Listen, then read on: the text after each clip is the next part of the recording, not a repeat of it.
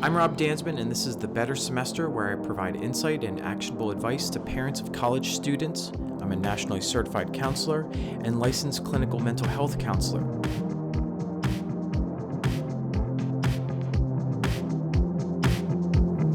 Hey everyone, welcome back.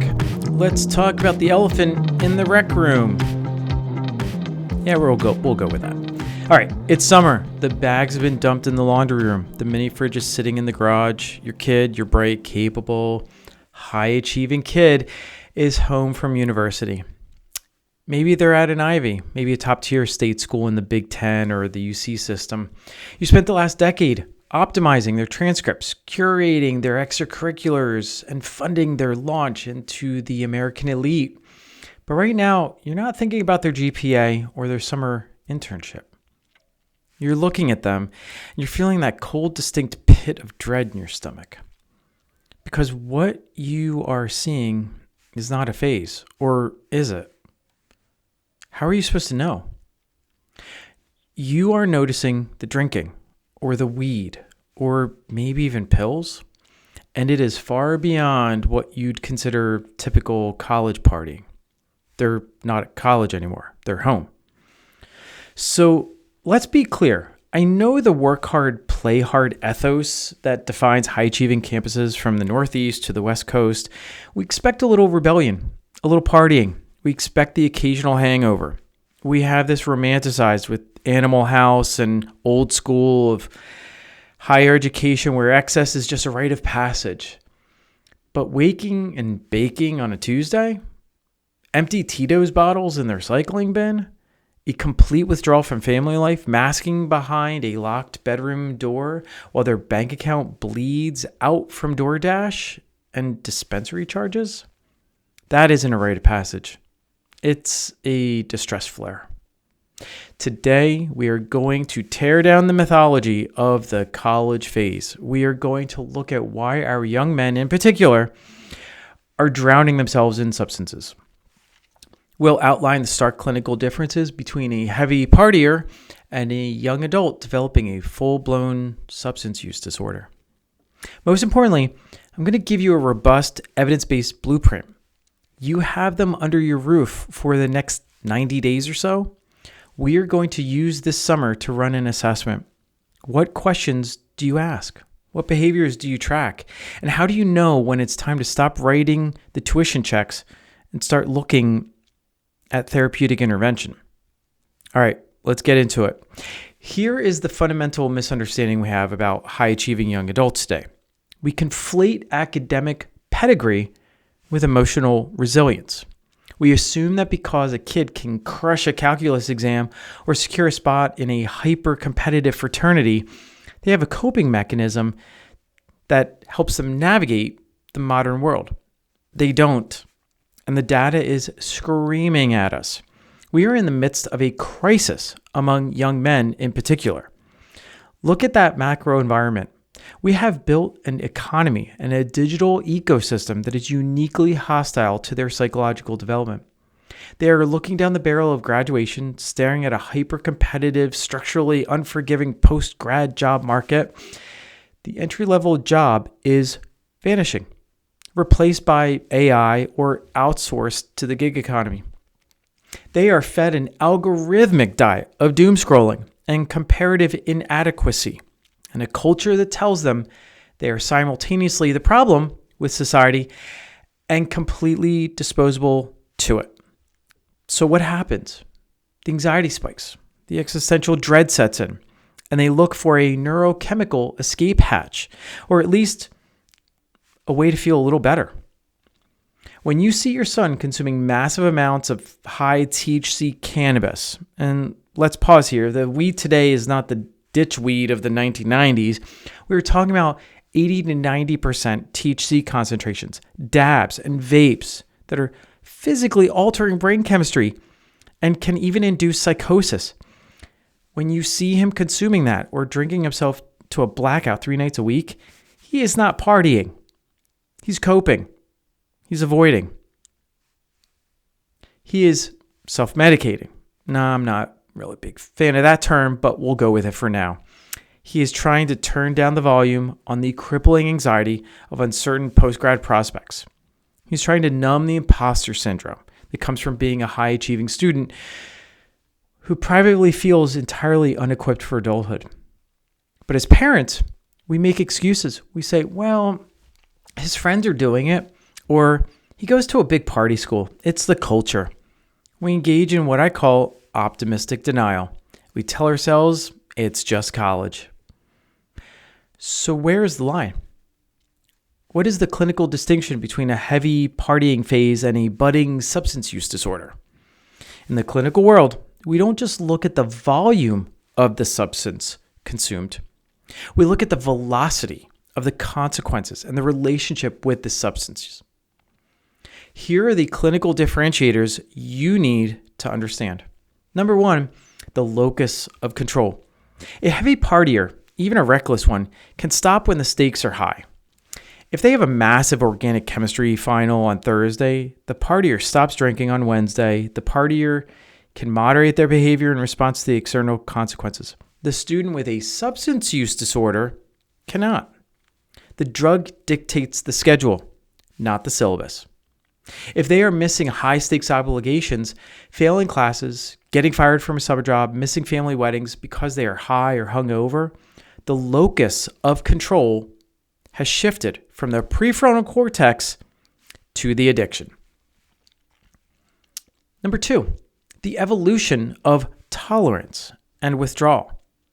This is biology, not morality. Are they needing exponentially more of the substance to achieve the same effect? And more importantly, what happens when they don't have it? A partier wakes up with a hangover, eats a greasy breakfast, goes on with their day. A young man with a dependency wakes up irritable, deeply anxious, sweating, or entirely unable to regulate his emotions until he gets his next hit or drink. The substance is no longer a social lubricant. It is required for baseline functioning. Number three, continued use despite negative consequences. This is the hallmark of addiction. If your kid gets a DUI, or is put on academic probation, or has a massive falling out with their friend group because of their drinking, and the response is to continue drinking or smoking just as heavily, you have crossed the Rubicon. A healthy brain registers a severe negative consequence and alters behavior to avoid it. An addicted brain registers a severe negative consequence and seeks the substance to soothe the pain of the consequence. If you are seeing these markers, you are not dealing with a phase. You are dealing with a pathology. And sending them back to campus in August is the equivalent of sending them to a wood chipper. All right, so what can you do about it? You have them home for the summer. This is your window. You are the CEO of your family. And right now, one of your most valuable assets is in distress. You need a framework. I'm going to give you a robust, detailed, evidence-based blueprint for assessing your college student over the summer months. This isn't about being a helicopter parent. You know how much I don't like those. This is about being a clinically informed, highly engaged safety net. We are going to break this into 3 actionable phases: the audit, the dialogue, and the stress test. All right, phase 1, the audit. What to track? For the first 2 weeks they are home, you are not going to lecture. You are going to observe. You are gathering data. Here are the specific measurable metrics you need to track. Sleep hygiene and circadian rhythm. Are they sleeping until 3 p.m. and staying up till 4 a.m.?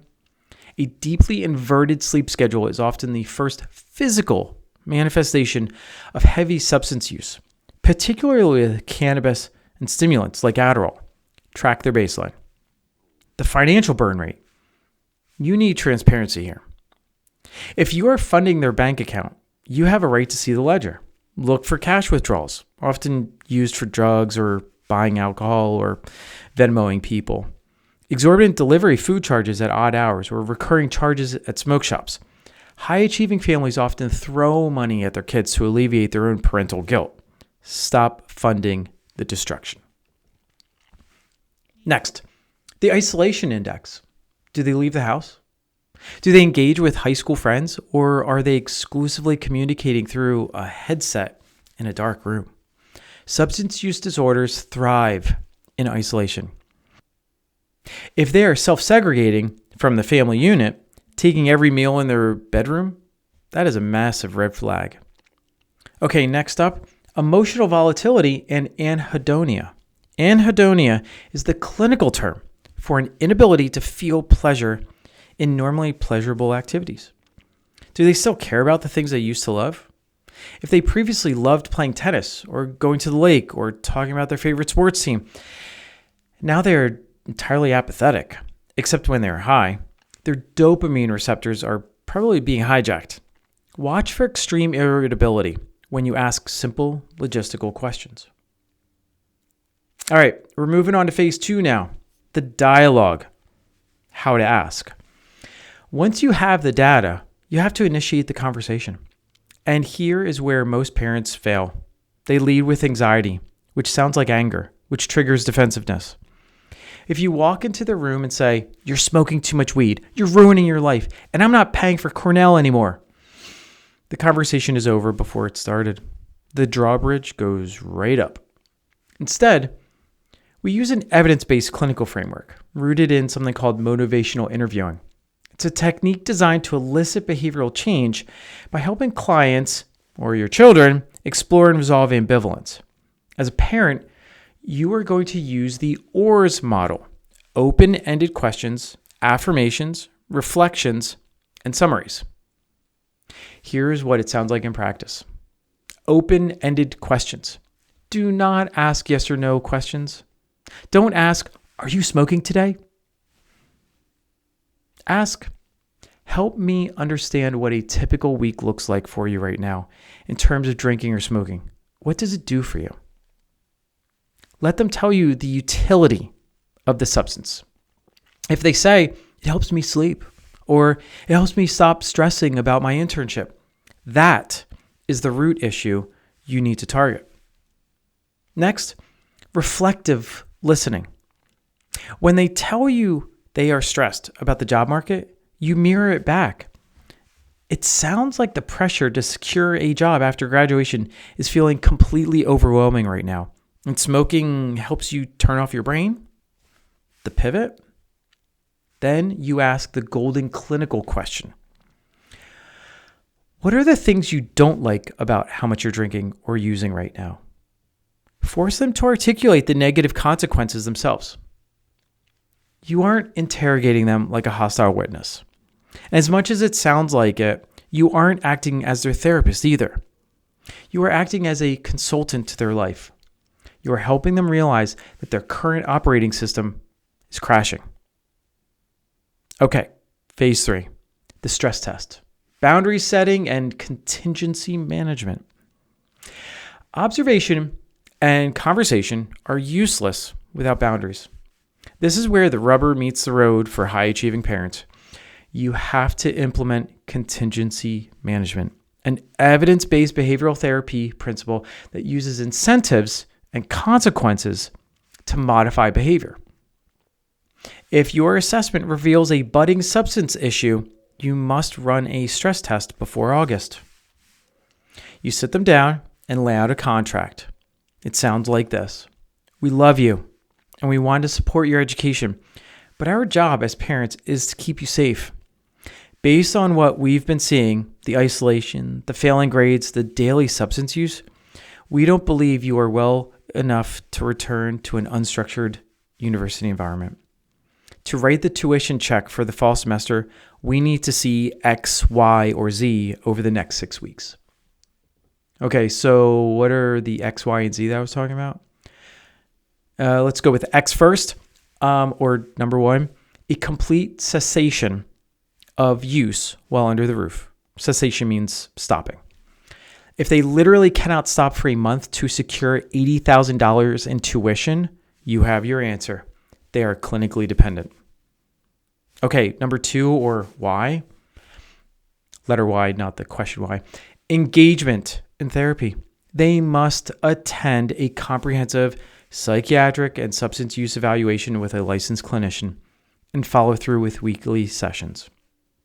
Number 3, or letter Z, active participation in life. Holding down his summer job, maintaining a normal sleep schedule, and contributing to the household. These are essential and need to be non-negotiable. If they pass the stress test, great. They might just need some guardrails and outpatient therapy when they return to school. But if they fail, if they sneak around, if they explode in rage, if they simply cannot maintain sobriety and functionality for 6 weeks, then the boundary snaps shut. You do not send them back, as hard as it is for you. Let me be clear about this. The hardest thing you will ever do as a parent of a high-achieving young adult is to stop this train. You have spent their entire life pushing them toward the finish line of a prestigious degree. The cultural pressure in your peer group, your neighborhood, your family to just let them graduate is immense. But let me promise you this. A diploma will not cure a substance use disorder. A degree from Stanford or Michigan or NYU is worthless if your son is emotionally bankrupt, neurochemically dependent, and clinically depressed. If your summer assessment shows a clinical issue, if they fail the stress test, they cannot safely return to university life. It is malpractice as a parent to put a struggling kid back into a high-stress, low-structure environment where drugs and alcohol are the primary coping mechanisms. You have to pull them out. You have to take a medical leave of absence, and you have to pivot to treatment. Check out my episodes and articles about how to execute that medical leave. If you are listening to this and your gut is telling you that your kid is in trouble, do not wait until August when the tuition check is cleared and they are 500 miles away. Okay, that's it for today. If you found this episode helpful, please like it, subscribe, and give it a thumbs up. You can also pass it along to a friend. Both help me share my actionable insights about college student behavioral health. For even more information, check out my 2 books on Amazon, my Psychology Today Campus Crunch column, or go to my website, robdansman.com. Before you head off, I just wanted to say thanks for tuning in today. All of the resources discussed are in the show notes below. And one last thing, if you know anyone that would benefit from this episode, please forward it along to them. If you liked what you heard, please subscribe to my podcast, the YouTube channel, and the newsletter. All right, see you all next time.